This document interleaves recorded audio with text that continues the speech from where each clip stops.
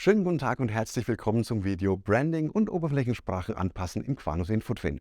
Mein Name ist Christoph Kemmener und wir schauen uns heute gemeinsam an, wie man als Administrator im Quanus InfoTwin Einstellungen vornimmt.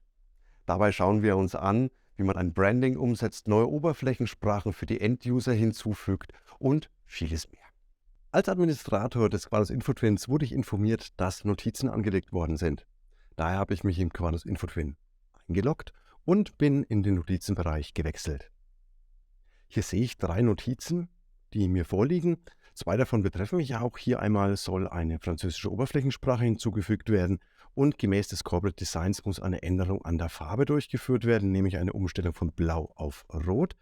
Und die dritte betrifft mich nicht. Hier, denke ich, werden die Redakteure bereits etwas getan haben. Können wir ja kurz nachschauen, wie das Ganze ausschaut in der End-User-Ansicht. Jawohl.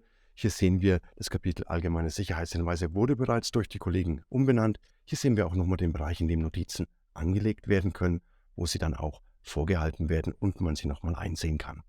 Für mich als Administrator natürlich essentiell hier im Admin-Bereich auch die Administration des Inhalts. Einmal sehe ich, dass die Kollegen heute etwas hochgeladen haben, eben die Änderung, die sie durchgeführt haben. Aber auch wenn nicht wie bei meinen Kollegen mit dem Schema SD4 gearbeitet wird, die direkt über einen Konnektor ins System hochladen können, kann man auch mit anderen Systemen natürlich arbeiten und Inhalte dem InfoTwin zur Verfügung stellen. Zusätzlich natürlich auch komplett ohne Redaktionssystem kann man manuell hier im Bereich Data Upload Dateien per Drag and Drop oder aus dem Filesystem hochladen. Neben Inhalten gilt genau dasselbe natürlich auch für das Informationsmodell. Hier kann ich als Administrator entweder eigene Metadaten, die zur Filterung dann zur Verfügung stehen, anlegen oder über einen Upload XML oder JSON-Files hochladen. Kommen wir aber zurück auf die Tätigkeiten, die ich machen muss. Ich muss einmal jetzt die Farbe umstellen. Dafür wechsle ich ins Branding. Hier sehe ich meine Farbeinstellungen, die ich ändern kann. Des Weiteren natürlich Titel in den verschiedenen Sprachen, den ich pflegen kann. Ich kann das Logo hier oben links austauschen, beziehungsweise auch hier auf der rechten Seite sieht man es schön. Und das Favoriten-Icon oben im Reiter angezeigt. Hier dieses Q kann ich auch noch ändern im Bereich Branding. Gehen wir zur Farbe, wählen einfach die gewünschte Farbe aus. Hier können wir verschiedenste Farben natürlich auswählen und anzeigen lassen. Die sehen wir auch gleich hier in der Vorschau, was geändert worden ist. Ich speichere die Änderung einmal ab. Die zweite Änderung, die ich noch durchführen muss, war eine weitere Sprache hinzuzufügen. Das mache ich im Bereich Sprachen. Hier gibt es diverse Standardsprachen, die bereits voreingestellt sind. Hier in diesem Falle Deutsch und Englisch.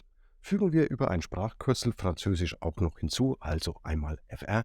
Speichern auch hier die Änderung ab.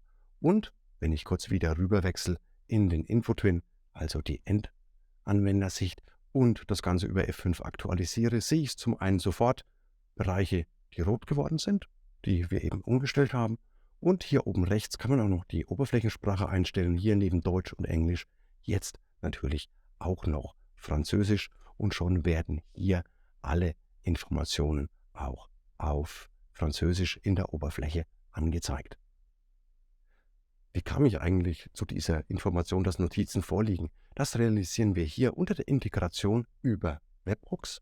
Hier kann ich verschiedene Webhooks mir einstellen, die getriggert werden, wenn zum Beispiel ein Inhalt hochgeladen worden ist, kann ein bestimmter Userkreis informiert werden, beziehungsweise natürlich auch die Administratoren, die Notizen freigeben oder bearbeiten müssen, sehen wir hier im zweiten Bereich.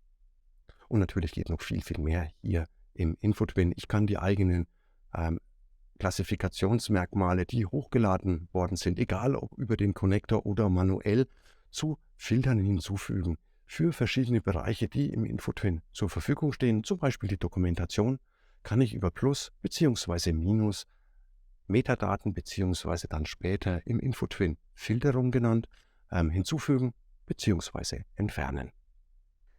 Nun haben wir gesehen, wie Admins des Quanus InfoTwins schnell und unkompliziert Anpassungen in der Administrationsoberfläche durchführen können. Der Quanus InfoTwin wird durch die eben gezeigten Vernetzungsmöglichkeiten nach und nach zu einem Abbild Ihres gesamten Unternehmens.